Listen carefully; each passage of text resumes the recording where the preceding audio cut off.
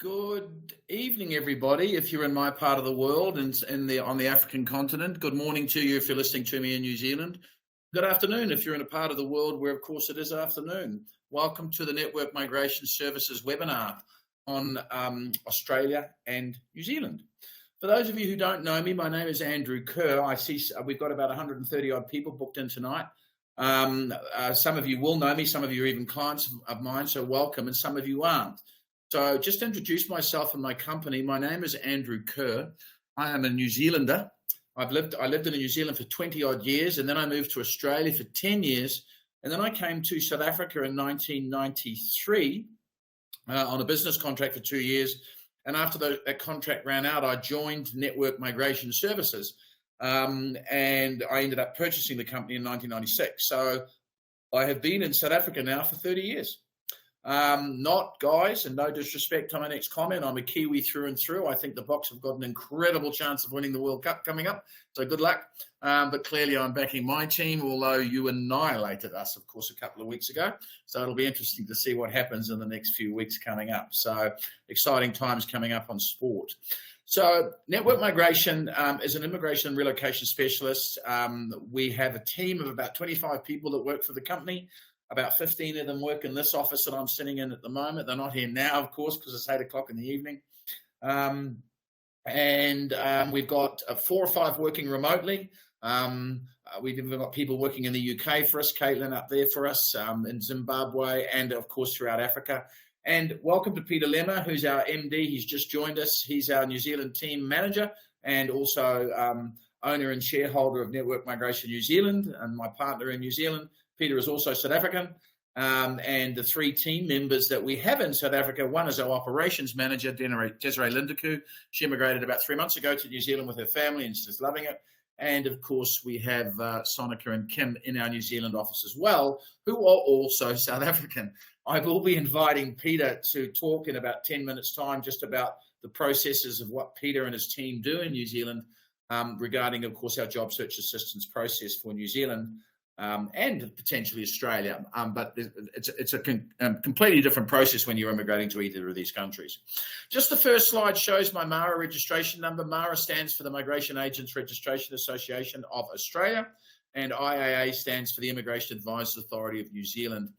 Ladies and gentlemen, if you're going to use an advisor, especially on your initial contact, please make sure, of course, that you're dealing with an advisor that is licensed. You are protected by these bodies, by MARA and IAA, protected as per, if you're paying a licensed advisor monies, of course, to help you immigrate or relocate, your monies are held in trust, and the advisor and the company can only draw that money as they achieve certain goals through your immigration process. And therefore, of course, if you're not using a non-licensed advisor, you've got no recourse if anything goes wrong. Not thankfully that too many things go wrong that often. But if you are using a non-licensed advisor, you've literally got zero recourse because there's nothing that the assessing authorities can use about it. Welcome to Desiree. Hi, Des. Morning to you in New Zealand. Desiree is our operations manager for the entire operation, not only in New Zealand but also in South Africa. She's also a provisionally licensed LIA, licensed advisor as well. And she is able to answer questions that you've got, because clearly if you've got questions on immigration, it must come from a licensed advisor, otherwise you are literally breaking the law. Just be careful on that. There are specifically 2 companies in South Africa that allow non-licensed advisors to do the initial consultations with you, and that's just so against the code of conduct.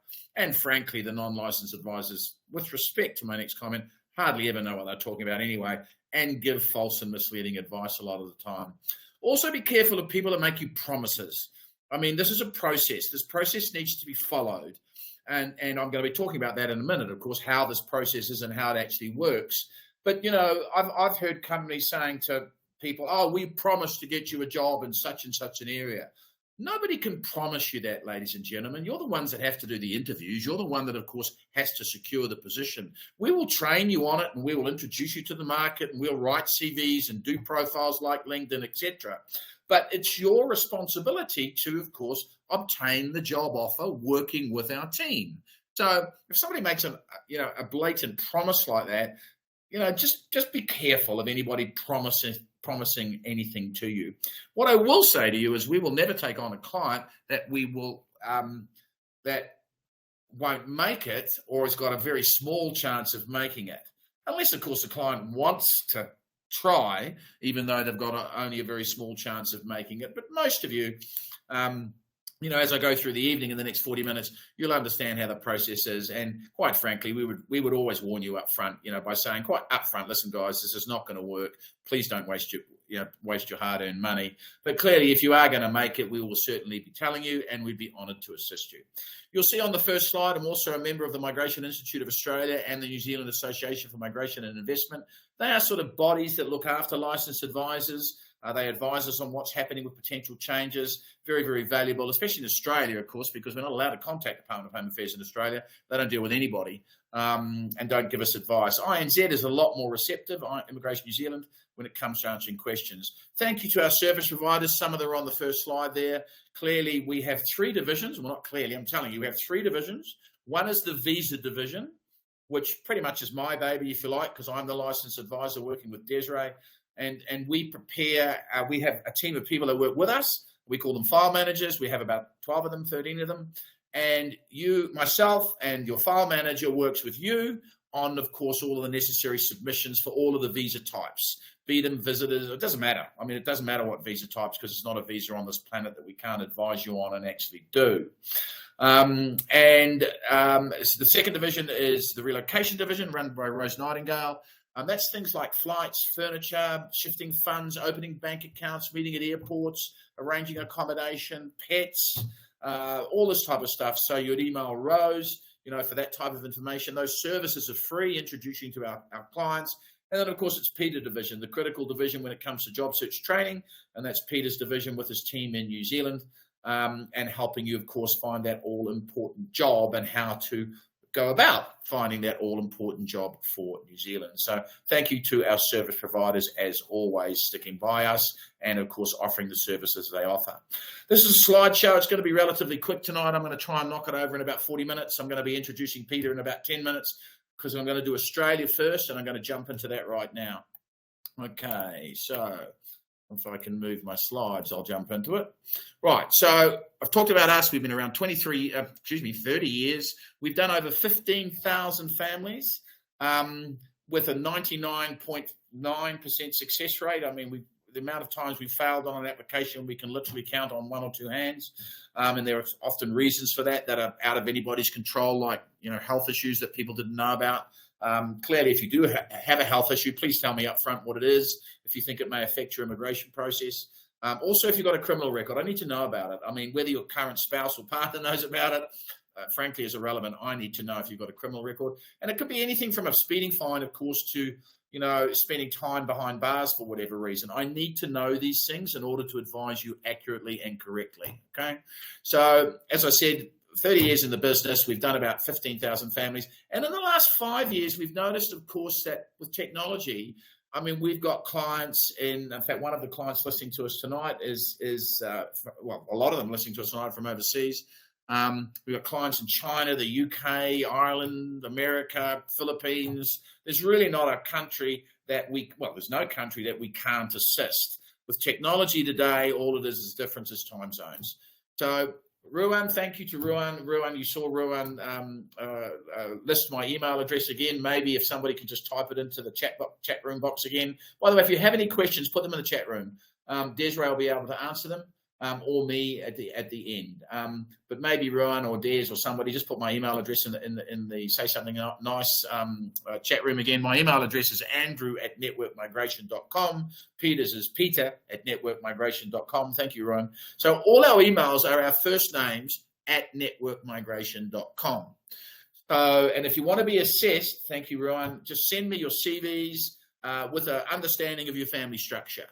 I'm a family of 4. I'm 42. My wife's 36, and we have 2 children, and they are 7 and 8, respectively. I need to know the ages of you because I need to assess you correctly, and I need to know the family structure in order to, of course, know the types of visas that you will need to apply for, whether you're using an agent or not. All our assessments are free. So if you send me the CVs or basic information, of course, the assessments are free. I'm going to send you normally 4 documents. The first document is your pathway to residency, how you get a work visa, what type of visa you're going for, et cetera, et cetera. The second document is our quote. Now, in the first document, all of the necessary fees required by the relevant authorities at each stage of the occupation.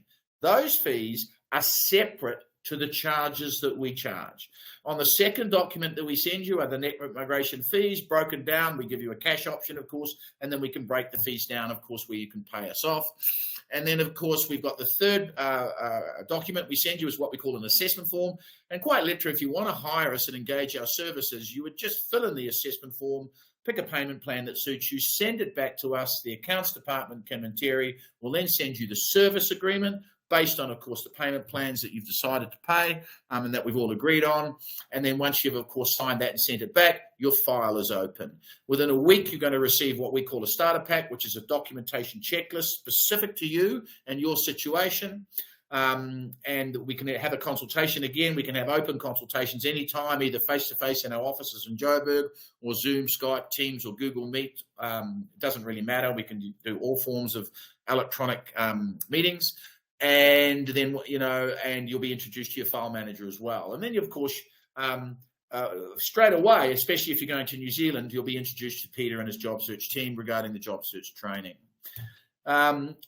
We've talked about us, no need to do that again. That's just a picture of me a couple of years ago. Australia, huge country, beautiful country. I loved living in Australia when I lived there 10 years. 26 million people, very diverse. Thank you, Desiree. That's a very good point. Desiree is an LIA, provisionally licensed LIA. She can deal with you directly without me involved because she is licensed. So again, just be careful of speaking to people who are non-licensed. Always deal with a licensed advisor, especially up front, because you want to get the information accurately and in a way that protects you as a consumer. So I was just saying, Australia's got 26 million people, Sydney, Brisbane, Melbourne, Perth, Adelaide, Canberra, very diverse and very different cities, really fantastic country. I love living there. I'm going to go through the visa and point system in a minute. There is not a visa on the planet that we can't do for you. But tonight, I'm going to specifically be talking about skilled migrant, okay, which is, how to get in as a skilled person, as a person with either work experience or qualifications. So we can do student, family, business, work, partner visas, parent visas, investor visas, visitors visas. There's really not a visa that we can't advise you on and quote you on. So if you're not wanting to do a skilled migrant, maybe you're a businessman listening to me and you're looking at a business visa for either country, just send me your basic details and then we would arrange to have a free Zoom, Skype or whatever, because as I've said up front, all our consultations are free until you maybe decide to come on board, and then of course you've engaged our services anyway. Okay, so there's not a visa that we can't do. Now, Australia's immigration intake starts from their tax year, which is July the 1st to June the 30th, which means it just opened on July 1st.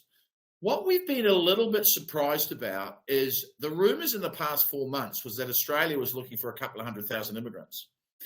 And all of it, and you've got your different visa subclasses. And remember, I'm talking just literally tonight about skilled migrant. And under skilled migrant, you've basically got 3 subclasses. They're called subclasses. You've got a 189, which is what I call the blue chip visa, where your occupation and qualifications are on what we call the medium and long-term strategic skills shortage list, which has probably about 180 occupations on it. And if you're on that list and you're selected from that list, you're doing what we call a 189 application, which is blue chip. Live where you want, do what you want. Then please take screenshots of these slides I'm showing you. Everyone will be sent this presentation again tomorrow by way of email that you can watch it in your own time.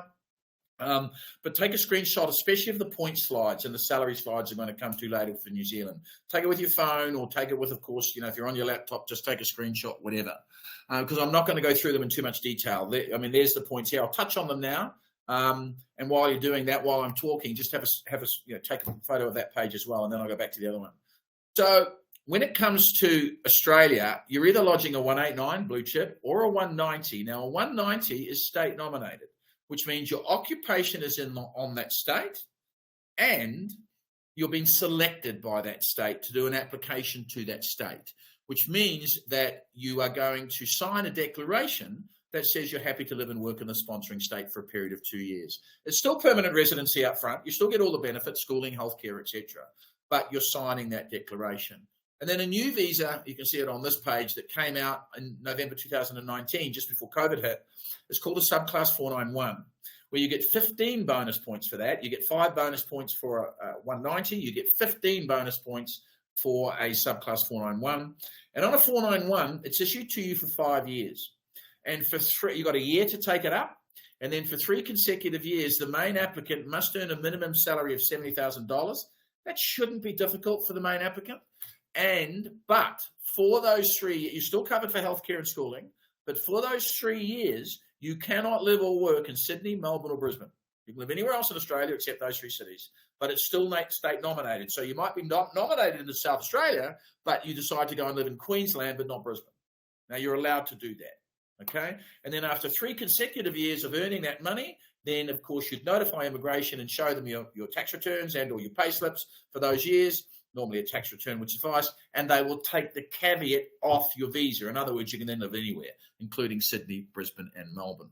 Just coming back to this slide, you'll notice that the cutoff age for a skilled migrant application into Australia is 45 years old. Be careful here. I had a nurse earlier telling me that an agent in Australia told her, and she's 55 years old, this nurse, soon to turn 56, that he can get her in with a work visa, which is possible, by the way, because there's no restriction on a work visa. But because of her age, she's got no pathway to residency. So be careful here. Just, as I said, get advice from people who know what they're talking about. So you'll see your age points are there. You'll also see your points for qualifications. And if you're going to Australia, 9 times out of 10, you are going to need to have a qualification. And I'm not talking a certificate here or you've done a short 6-month course there. I'm talking doctorates, baccalates, or diplomas, 3-year diplomas or trades. Okay. And then of course there's the points for your work experience, and the work experience you're claiming must be related to your qualification and must be post your qualification.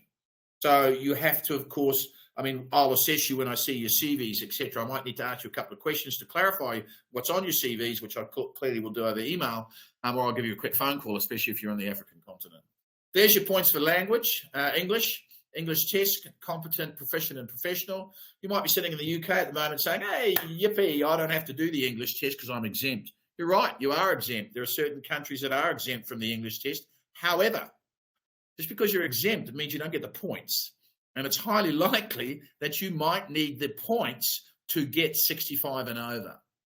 And then, of course, you get bonus points for state nominations. You get bonus points if you're on working in an area of absolute skill shortage or have a qualification in an area of absolute skill shortage, etc. You get bonus points if you're single. You get bonus points if your spouse sits English. You get bonus points if your spouse's occupation and qualifications are on the same skills list as you. So what happens is, and I'm just going to pretend you're all clients.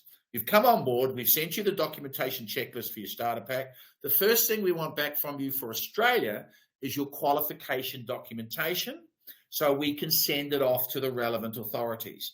Now, some authorities require your English test as well as your qualification documentation. For example, most healthcare workers would require that. Nurses, for example, accountants, even engineers, etc. So some assessing authorities require you to have sit the relevant English test first before they accept your application. I'll tell you that when I send you your pathway to residency, of course, as to the actual process and the procedures for the process.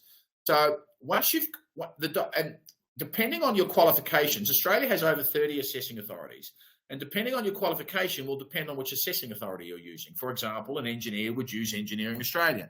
A teacher would use AITSL, which is the Australian Institute of Teaching and Successful Learning. An accountant, there's actually 3 assessing authorities for accountants. We happen to use CANS. Anyway, the point is this. We cannot load an application without an English test for either yourself and your spouse normally, and your skills assessment come back positive. Once we've got those back positive, we can then load the applications. And when we load the applications, we're putting you into the Skills Select site. It's literally called Skills Select. It's the Department of Home Affairs site. And we're putting you in there and we're saying, pick me. I'm here. I'm done with everything I need to do at the moment. Pick me. Now, this 65 points minimum requirement here can be a little bit misleading. Why? Because at the moment, if you're a diesel mechanic, you're going to be selected on 65. But if you're an accountant, you're going to need 85. So it can be a little bit misleading that. So be careful. Now, and so what happens is your skills assessments will take anywhere from 4 weeks to 6 months, depending on which skills assessing authority you're using. For example, all tradesmen are taking a long time for skills assessments at the moment. All right. Whereas accountants, you can actually pay a fast track fee, which gets it done in 2 to 4 weeks, for example. So on average, you're looking at probably 8 to 12 weeks for a positive skills assessment to come back. If they haven't required English during that 8 to 12 weeks, clearly during that 8 to 12 weeks, you and your spouse would sit the English test. Then, after that period of time, we load the application. Federal government, DHA Australia selects for 189 visas every quarter at the moment. It used to be every 2 weeks, then it went to every 4 weeks. Then during COVID, it went to once every 3 months, and they've stuck to that so far. They haven't come back down. So the last selection was the end of July. The next selection is going to be the end of October. The next selection after that is the end of January. Now, that's basically for your 189 visas. On the 1st of July or through July and August, Australia is allocating to the states the numbers that they can actually allow visa grants for. And I was talking about that earlier and I didn't finish it. My apologies. For example, South Australia is the only one. They're starting to open as we speak. South Australia is open. And it opened last week. And we were really shocked to see that the previous immigration year, South Australia had over 8,000 spots that were allocated by federal government. This year, they've got just over 2,000. So bottom line, I suppose, if you want to go to Australia, get on with it. Because they reboot they generally reboot the systems or the intake, definitely once a year, but sometimes 2 or 3 times a year, depending on the requirements that federal government have decided that they want. Okay, so skills assessment, roughly 2 to 3 months. Load the application. Wait possibly anywhere between 1 month to 24 months to be selected. Once you're selected, they'll send you a notification that your Skills Select account has changed, which is good news. It means they've selected you, and then you pay them their fees to process the application. And their fees aren't cheap. You're talking Australian dollars here. You're talking $4,600 odd for the main applicant, $2,300 for the spouse, and $1,000 odd for each of the children. So if you're a family of 4 and you're coming from South Africa, you're looking at about 100,000 Rand just in processing fees. That doesn't count our fee. That doesn't count assessing body fees. Doesn't count your English tests, etc. So clearly, if you're coming from a currency which is quite weak, and unfortunately the Rand is weak. I mean, I just heard we were 24 to the pound on my way into the office tonight. Anyway, so the Rand is weak and it is what it is. But so you're looking at those types of costs, and clearly if you don't pay them, they won't assess you. Okay. Fees, of course, are separate to those fees, and we charge anywhere from $4,000 to $10,000, depending on which country, which size of the family, what type of visa we're doing, etc. And the dollars aren't US, all right? They are either based on the Australian dollar or the New Zealand dollar, okay? Don't know why that was buffeting up there. Okay, why are we going here? Right, okay. So that is Australia. So Australia, bottom line, will take around a year, somewhere between 9 to 15 months before your visa is granted. And then once your visa is granted, you've normally got a 5-year window to take it up, unless, of course, it's a 491, and then you're going to have to go within a year. But if it's the 189 or 190 and you're not going to immigrate within the first year, you have to validate it within the first year. And the only way to validate the visa is everybody on that application must enter Australia. Even if it's just for a day, you'd have to enter Australia and validate the visas. Okay. Right, that's Australia. So please, if you've got questions on it, whatever, feel free to contact me, talk to me about it. I will give you all the information you need. And then whether you use us, use someone else, or go and do it yourself, clearly we're happy to advise you. Okay. New Zealand, land of the long white cloud, soon to be playing France in the Rugby World Cup. That'll be an interesting one. I really don't mind if we lose. Why? Because then we won't play you guys. We won't play South Africans in the quarterfinals, because I don't want to play South Africa in the quarterfinals. But anyway, so as you can tell, I'm quite a rugby nut. Anyway, so New Zealand, fantastic country. I'm biased. It's my country. My children are already there. My 25-year-old daughter's been there 4 years, and I sent my 19-year-old son over 2 weeks ago, and he's absolutely loving it. Living with his sister in Auckland at the moment and really enjoying it. So again, coming through, not a visa we can't do, etc., etc. But New Zealand is based on, remember I'm talking skilled migrant at the moment, New Zealand is based on you finding a job. So we're going to talk about that in a minute. But I need you to listen to something first. Remember, there's not a visa we can't do. I'm going to listen to this little spiel that was put together by Immigration New Zealand just prior to the AEWV, which is the Accredited Employers Work Visa being launched. And listen to this while I invite Peter in to have a chat with you, please. Where no New Zealanders are available for a job, employers can hire a skilled migrant worker using the Accredited Employer Work Visa, or AEWV.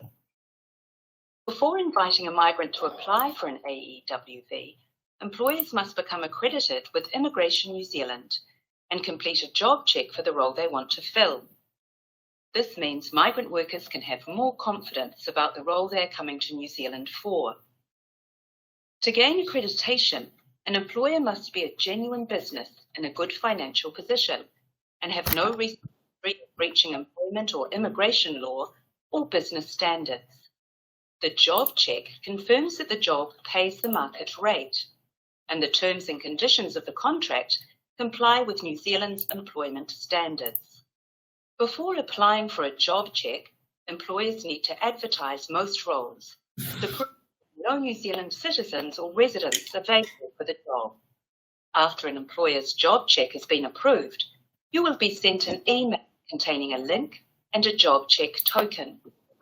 This means you can access the online portal and apply for your visa. The application process is all done online, where you will fill in your details and upload supporting documentation. In New Zealand, will check if you meet the requirements of AEWV and that you have the skills and experience the employer is seeking. Once you are employed, your employer must provide you with information to help you settle into life in New Zealand and give you time to complete Employment New Zealand's online modules on employment rights while you are at work. The AEWV is designed to ensure only good employers can hire migrant workers and helps prevent migrant exploitation. More information about the AEWV is on our website. Okay, you can take a screenshot of the next one because it's basically how the AEWV works. Good morning to you, Mr. Lemmer. Hey, morning, Andrew.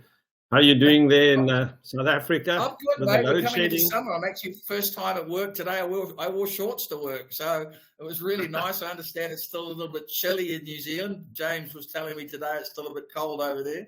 But you're coming into spring as well and summer. So, yeah, Peter, stage is yours, mate. I mean, just maybe talk about how long you've been there and what you do for our potential clients that are listening to us.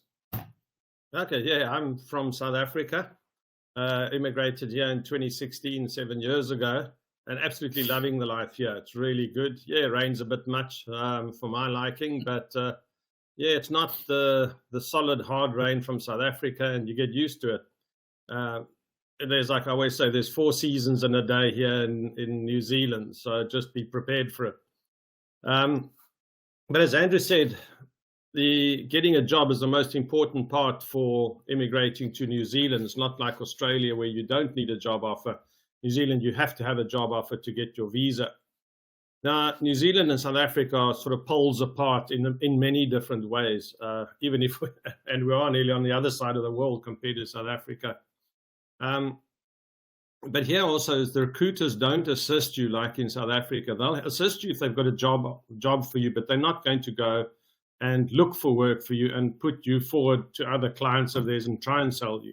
Reason being is that you're a foreigner and it's going to take a few months to get, 2 or 3 months to get you in New Zealand. And if they need somebody urgently, they're really not going to work very hard on you. So that's the big difference.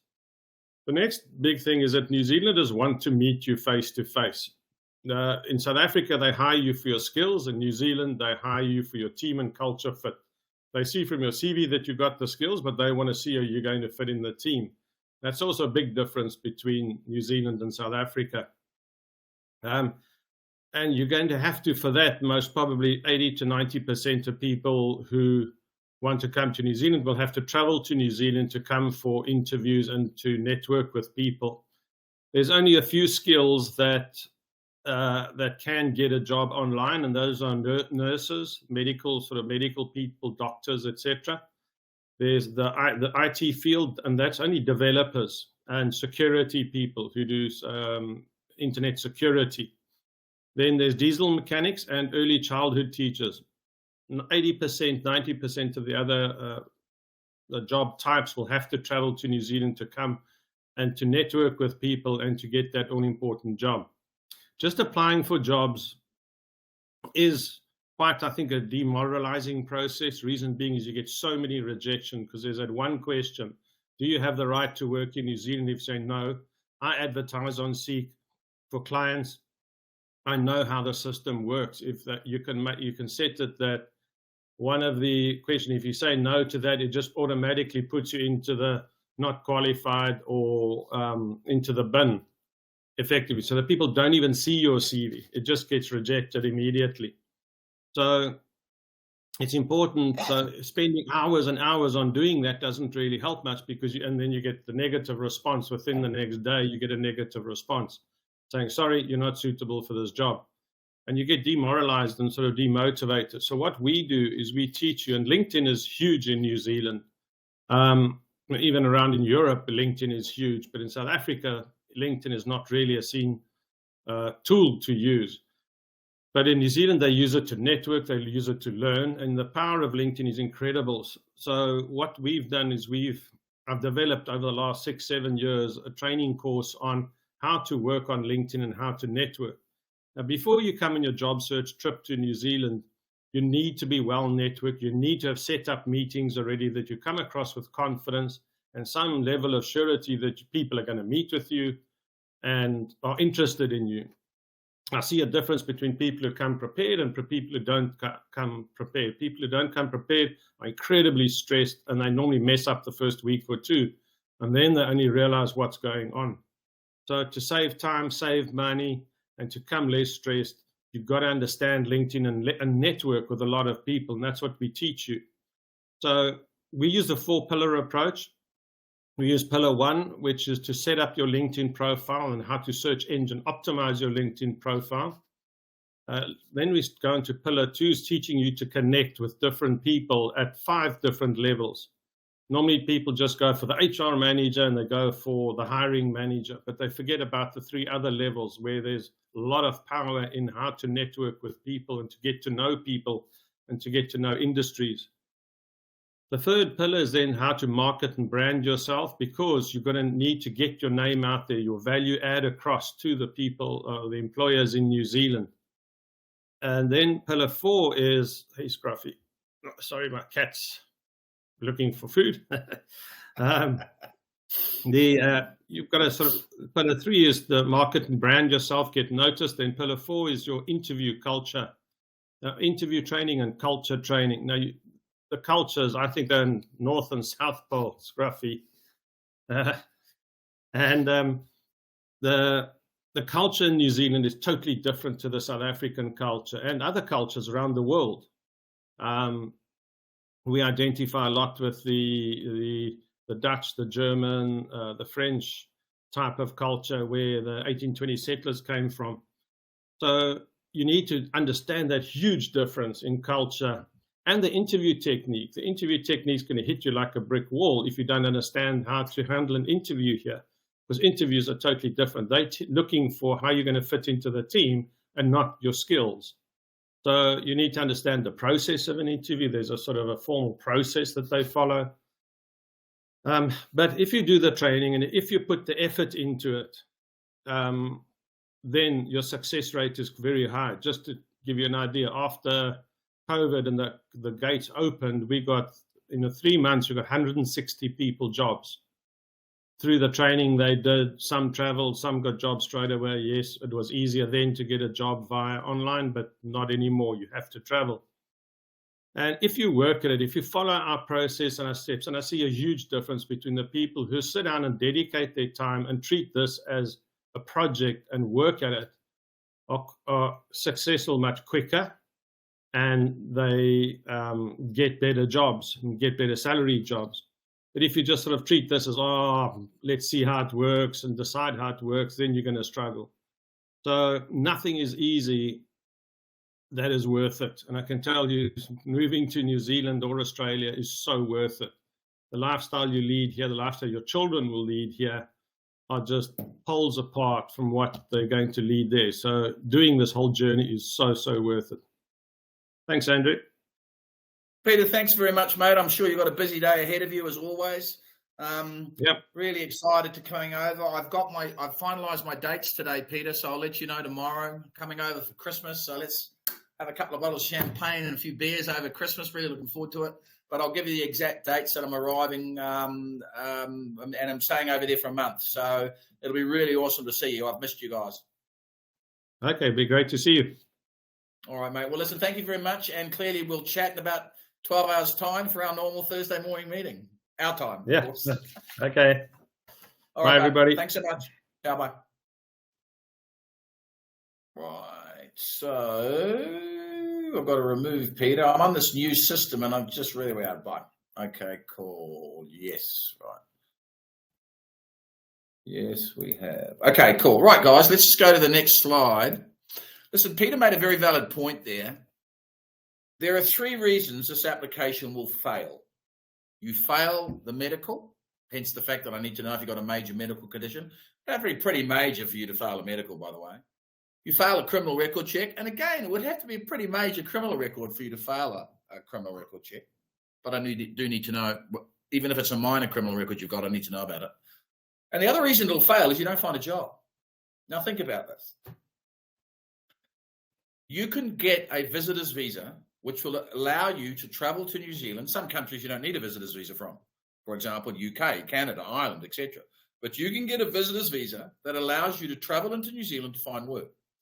But you've got to tell immigration that's why you're coming.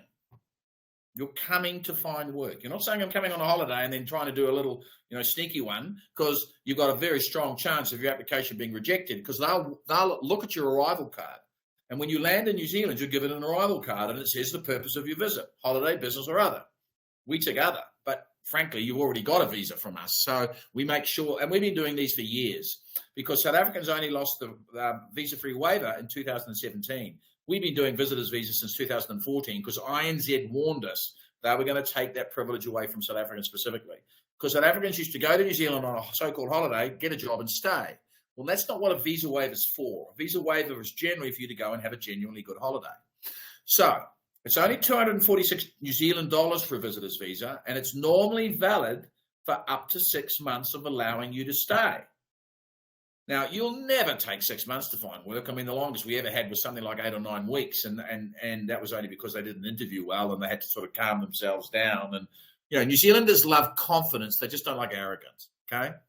So the point is this. If what we normally do is draw a line in the sand, say to yourself, okay, for example, let's just do some consultations I did today. One was with a young couple. She is an early childhood teacher. I'm extremely confident, as Peter has mentioned, that she will find a job without traveling to New Zealand. In other words, they'll be in New Zealand by the end of the year to start the schooling term on the 29th of January. But another one, for example, was supply and logistics. In big demand in New Zealand.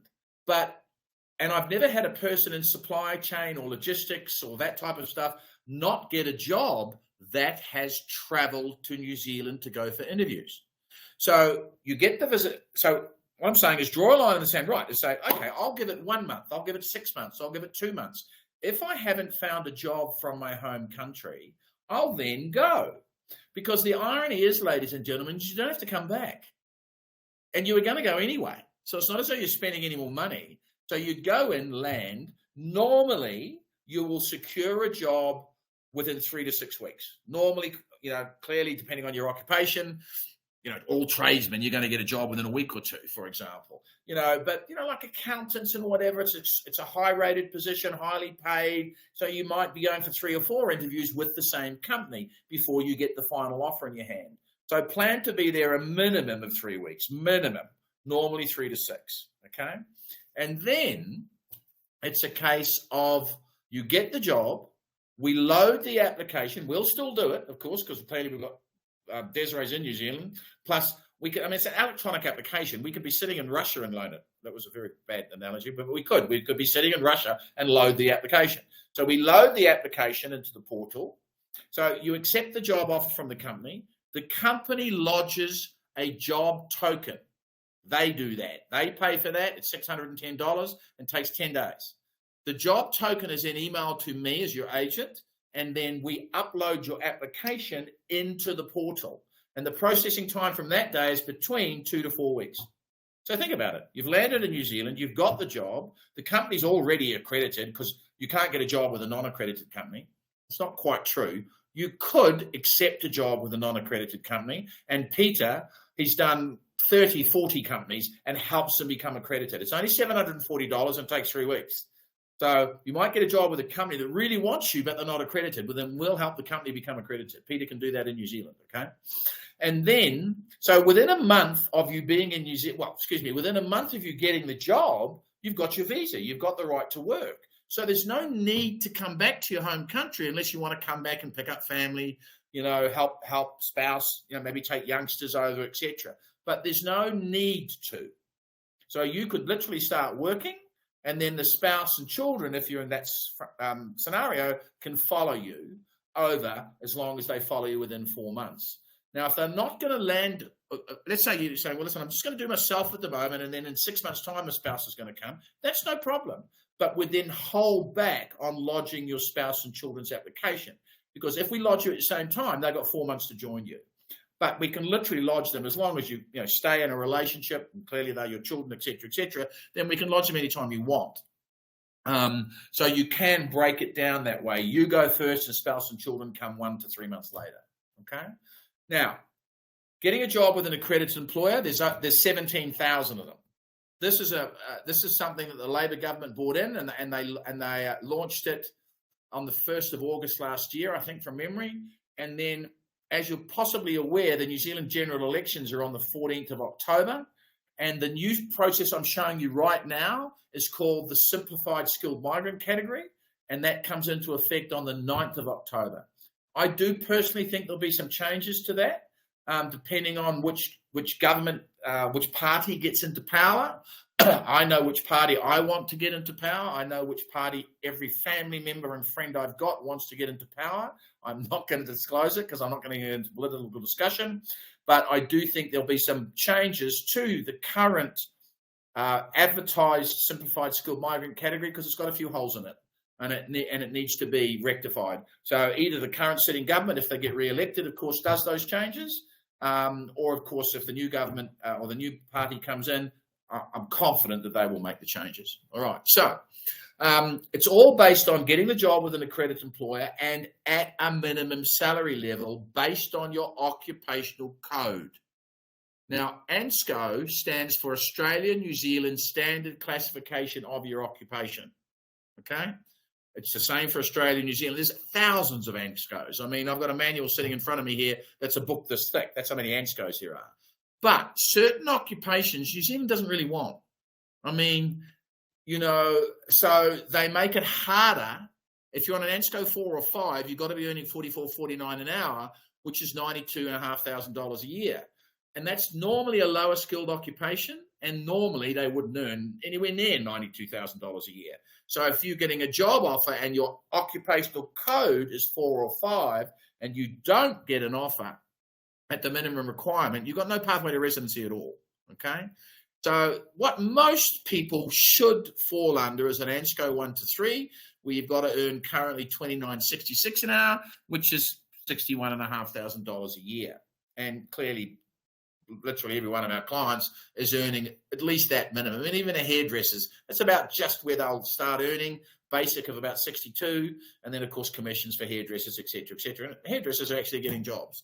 So Point being, and then of course you do get bonus points for high income as well. So you need a job with an accredited employer at the minimum salary. Okay. Now I just want to go into, because I'm not looking at the chat room here. Oh, good. So Desiree is answering. Thank you, Des. Right. So you've got your work visa. Your work visa under the new rules is going to be issued to you for 5 years. Okay. You still get healthcare and schooling on your work visa, unless your work visa is a short-term 24-month or less contract. If you're on a 24-month or less contract, you won't be covered for schooling and healthcare. Normally, 90% of our job offers are full-time. So as long as it's a full-time position, then you're going to be covered for healthcare and schooling. Okay? Not creche. Creche is not covered in New Zealand. If you're under 5 years old, you pay for creche. Or Australia, by the way. You pay. And a good creche is going to cost $250, $300 a week over there. So you've got younger children, you need to budget for that. But when you turn 5 onwards, schooling is free. Now, your new pathway to residency comes from different options now. Okay? The main one is what we call Green List Tier 1. If you are on this occupations list here, hopefully you've already taken a screenshot of that. And also, excuse me, where are we? Can't find my cursor. There we are. And this was added to Green List Tier 1 a little while ago. If you're one of these occupations on the first list or this list, then you can lodge, you get the job offer, you've still got to have the job, but you can lodge residency straight away. Straight away. What it does mean, it's a little bit more expensive because you're not doing the work visa first. The work visas are cheaper because they're work visas, clearly, and they're valid for 5 years. But if you're lodging residency straight away, anybody 16 years old and over would have had to sit the English test. It's compulsory. And also you'll be paying for the residency application, which is $4,290 per family. All right. Whereas your work visas are $750, $750 for the main applicant, $700 for the spouse, and depending on the age of the children, either $395 or $246. So it's cheaper to do a work visa, but if you've got the funds, I would strongly suggest doing residency straight away, because then you're saving the funds that you actually would have spent on the work visa anyway, and you're landing as a resident. Your family, your residence, which means you can buy property, etc., etc. Now, so that's Green List Tier 1 occupations. Green List Tier 2 are here. Added to Green List Tier 2, I'll show you another page in a minute. Motor mechanics, general motor mechanics are being added. They're just not on the list yet. So effectively, they haven't actually been added, but we've been told they're added. There's a few trades that aren't on these lists that will be added. I know they will be, like carpenters, fitters, boilermakers, etc. They're going to be added to these lists. And, I'm not going to tell you what I know because it's not legislated yet. But clearly in a private conversation, I can sort of talk about what I think will happen after October. And I do underline the word think, because clearly I don't know. I'm confident of who's going to be the ruling party in New Zealand. But, it's a general election, so anything can happen. Just look at what happens in the States. Let's not go there. Anyway, so that's Green List Tier 2. Here's some more occupations on Green List Tier 2 that were added. So if you're on Green List Tier 2, remember you've got a 5-year work visa. You work for the company for 2 years on Green List Tier 2, and after 2 years you lodge residency. Straight up. Okay? So Green List Tier 1, Green List Tier 2. And then, of course, you've got roles that are exempt from the accredited employer work visa medium wage. And look at some of these: driving instructors, drivers, pastry cooks, food trades assistants, barristers, hotel, motel receptionists. But guys, if you are one of these people here on this page, there is the likelihood of you getting a job offshore is virtually zero. All right, you're going to have to fly there. So we've got a bar attendant here, for example. You've got a luggage porter, a door person, a gaming worker. So you can get in, but you've got to get a job, okay? And then you can see the different salary levels here for your visas to be granted. And this is a bit of an issue because you're given a 2-year visa and then you've got to leave the country for 12 months, which is friggin' ridiculous, quite frankly. All right, but I do think that will change. Anyway, but, hopefully if you get in maybe as a hotel motel manager, well, frankly, you shouldn't be earning that anyway. You should be earning way more than that. And hotel motel manager is also on... it's an ANSCO skill level 3. So as long as you're earning $29.66 an hour, then you wouldn't do this route. You'd actually go the normal accredited employer work visa 5-year route. Okay. Simplified skilled migrant category, as I've told you, comes into effect on the 9th of October, 5 days before the general election. No comment.